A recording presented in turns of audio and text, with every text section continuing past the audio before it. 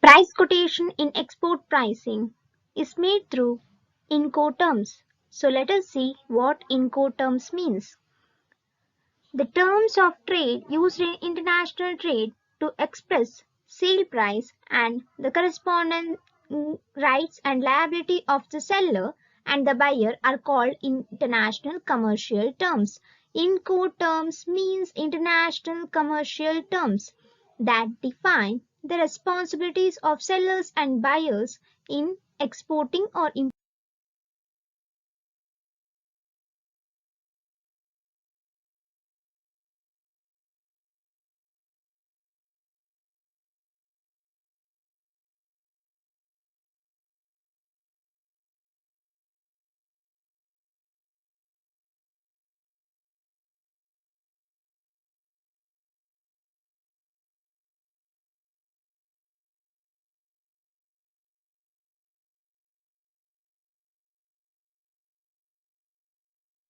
Next we have scope of Incoterms.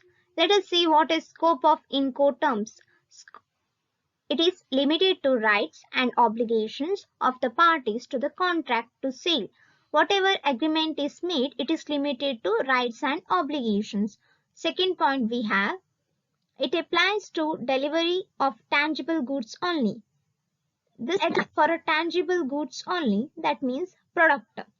Next one we have, it is not relate to other contract required for international sales. It does not relate to other contracts also which require international sales. And next we have, it is with only specific terms of contract of sale like packing, clearance, transportation and delivery of goods. It is only with packing, clearance, transportation and delivery of goods. Whatever the agreement is made through is done for shipment, insurance, documentation, customs clearance and other logistic activity. So Incoterms means set of a agreement made between a buyer and seller. Next, we will see types of pricing. What are the types of pricing? Types of prices that are quoted in the international trade under Incoterms are: first one, X works price. What is X works price? Packing costs are paid by the exporter and delivery takes place at works or a warehouse. The goods and transit risk are transferred to the buyer. Here, packing costs are paid by the exporter and transportation risk are transferred to the buyer. Next one we have for, that means FOR, it means free on rail. Here exporters obligations fulfilled when goods are loaded on a rail. Next one we have FAS. FAS means free alongside ship and the exporter pays all the expenses up to the dispatch of goods alongside the ship, while the buyer bears the risk and expenses from that point onwards. So, exporter pays all the expenses and a buyer bears risk and expenses from alongside the ship.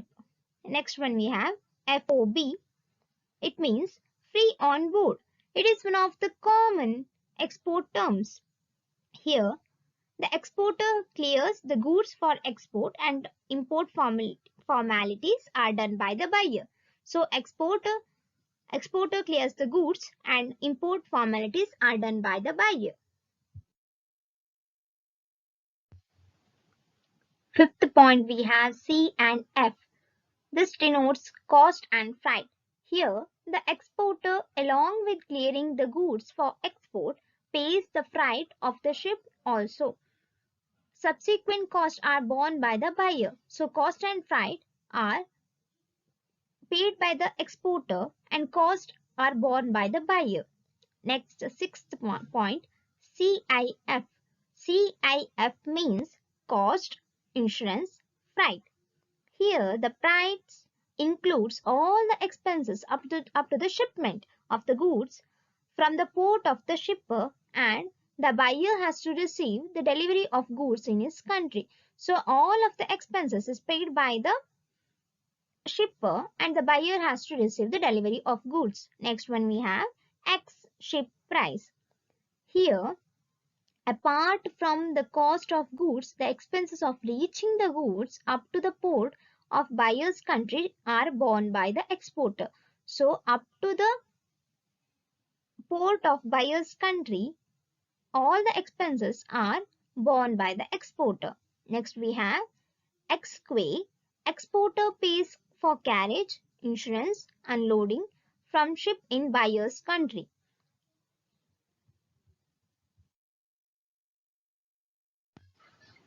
Next we have X-dock. Along with X-ship, the exporter pays duty and expenses for internal movement of goods in dock. Dock means entire in importing country. So exporter pays duty and expenses for internal movement of goods in dock in the country. Next one we have DDP. It means delivery duty paid. The exporter pays all the duties and arranges customer clearance and delivery of goods to final destination. So exporter pays all the duties and arranges customer clearance. Next one we have loco price.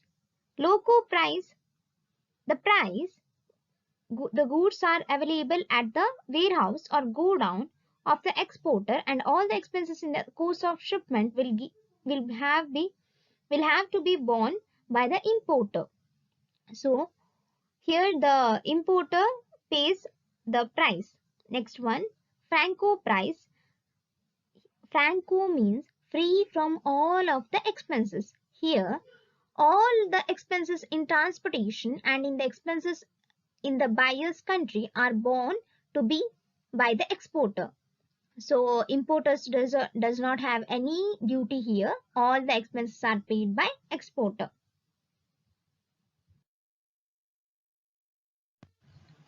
13th point we have FCA, free carrier. Free carrier means that the seller delivers the goods cleared for export to the carrier nominated by the buyer at the named place.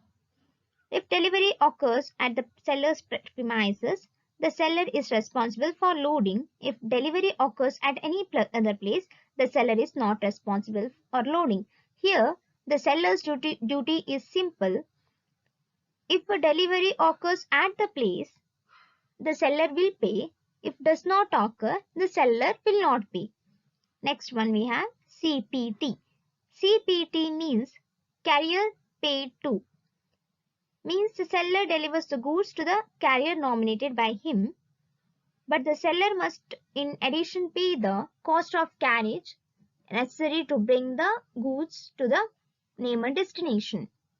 So seller must pay the addition cost of carriage to bring the goods to the named destination. Next one we have DDU. DDU means delivery duty unpaid. It is similar to the DDP except that the seller's obligation excludes obtention of import license, payment of duties, taxes and other official charges payable upon importation. So delivery duty unpaid means certain duties are unpaid by the exporter or importer.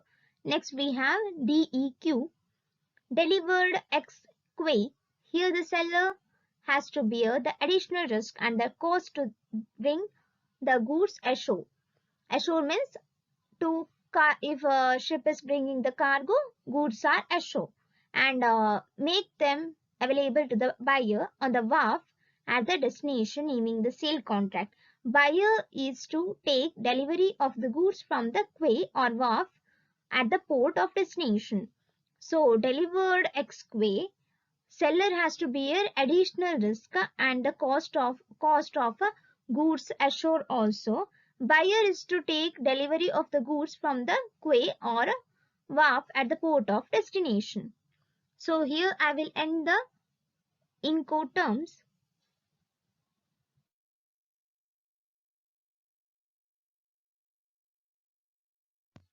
Thank you.